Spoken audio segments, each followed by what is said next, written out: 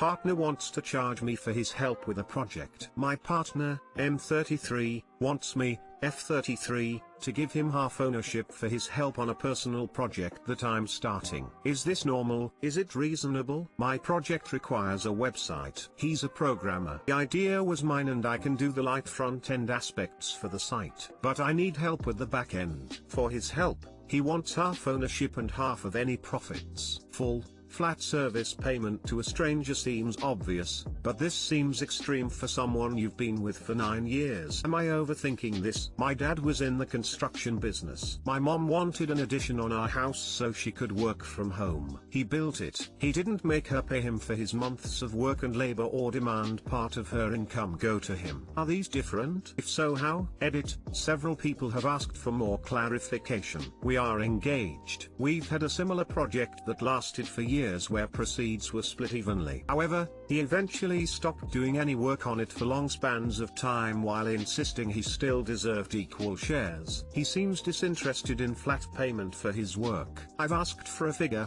but he argues that his contribution deserves partnership and long-term rewards. He is relatively new to the field as far as career experience goes. The project, alone, will help him with future job applications as proof of his skill. We fund our own lives. By that, I mean, I pay for all of my expenses. He pays for all of his. Anything shared, we split. He in no way funds my lifestyle or covers my bills. My money is mine and his is his. Too long didn't read. My partner of 9 years wants me to give him half ownership of my project for his help. Is this common and reasonable? Some couples work great as business partners and some don't. If he doesn't follow through, maybe you give him a choice. Is he all in to make the business thrive, or would he rather you have someone else do the work and pay them a flat fee or whatever? There is no wrong answer, just what works for you. If you get married, I'm not sure why it's so important to split profits etc. unless you are planning to keep everything separate, which can get tricky too.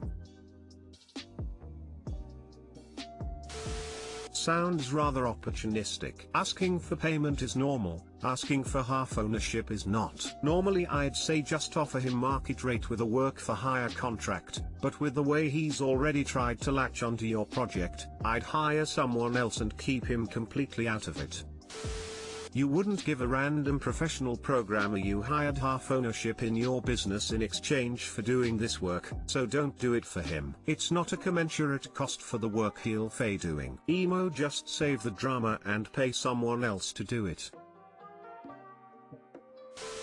It's not unreasonable to want compensation for work, as you're not married. However, half ownership for making a website is really steep.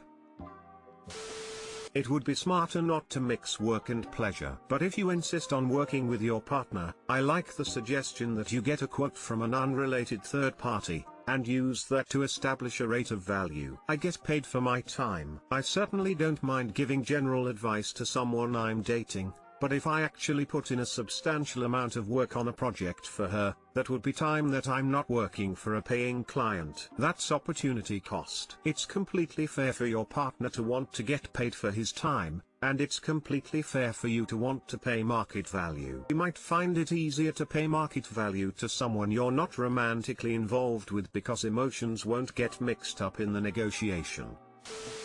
Is this common rough patch? Or the beginning of the end? 27F, and 31M. Boyfriend and I have been in a relationship for 5 years, give or take. We live together. I never been in a long-term relationship prior to this. I just feel like I'm over everything and pretty numb towards our relationship. A few weeks ago we had a major fight. The fight was really bad and it ended up in him embarrassing me in front of co-workers and family. He has apologized, and I have since apologized too. Since seeing this side of him I just get so annoyed and have zero patience for his little quirks and messiness. A friend brought up engagement and I realized I don't give a shit if he proposes or not, and honestly I don't know if I would even pull through. If he would have asked a few months earlier I would have probably been 100% in. But since this fight he's said I changed, I agree that I'm no longer tolerating him being lazy, but if anything I say he has changed. This whole bickering just goes back and forth and ends the same way it started. It's like we're stuck unless I budge and give in. I realize now it's always been sorta this way, so I can understand why he's saying I changed by not usually giving in. I've been trying to communicate what I'm feeling, but he hits back with the usual "you changed" or "you're mean." I'm just getting tired of the same cycle, but none of the highs are even worth it, if that makes sense. A small example of an annoyance is how he always says "you're welcome" when I forget to say thanks for takeout food. So in retaliation I've been doing the same thing to him after I cook dinner and do his laundry. I actually just realized I'm doing this today and I hate it. TMI. Another thing I noticed is zero sex life. I never get to fucking finish. He basically does everything for his enjoyment and then stops regardless if I'm almost there or not. When he doesn't get to finish because I lose focus or feeling too insecure, he gets so mad. I don't know if it's because I'm allowing my insecurities to get the most of me, or if it's because of the little things he says that turns me off or accidentally makes me feel more insecure. TL, doctor, I can't tell if I'm just in a pissed off mood because of COVID, work, and family drama. Or is this what it is to end a relationship? Ike.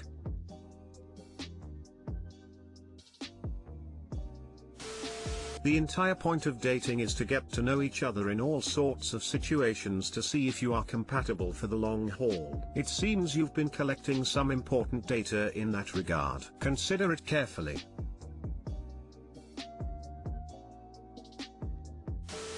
A man who doesn't let you finish and then gets mad when he can't. Honestly, he sounds pathetic. TBH, this alone is grounds to leave. Honestly, sounds like this thing hit a wall a while ago.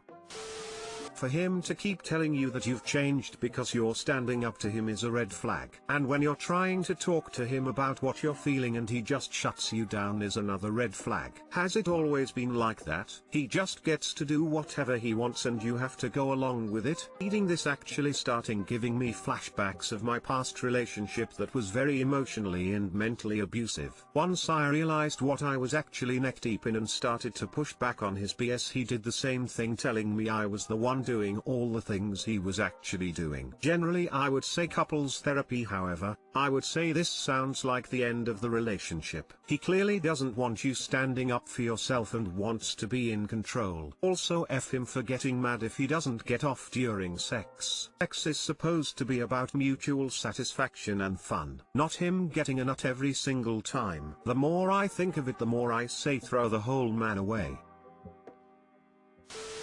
Girl, you and I are going through the same thing, 5+ years, feelings, comments, short highs between the lows, selfish sex. The worst is when my BF says you're mean to me and uses it as an excuse for no sex. It is his way of deflecting from the real issues. It isn't good and hurts. What you describe above sounds like you don't see a future with your partner and resentment is building up. It is so scary to think about leaving a relationship you have been in so long. Think about if the issues you mentioned can be resolved in any way that makes you both happy. Ask yourself if you even want to resolve it. Try to envision your future and if you see him there or not. Then make a plan of how you want to move forward. Secret Santa Cupid strikes again. Secret Santa is Reddit Gift's biggest exchange of the year and it's only open for sign-ups until Monday. And you never know who you'll be matched to. These two found their soulmate when they were matched to each other. But even if you don't find true love, you could still make some really special holiday magic happen in a year that's been pretty devoid of magic. Sign up here. Sign-ups close at 9 AM PST on Monday. Alarm clock.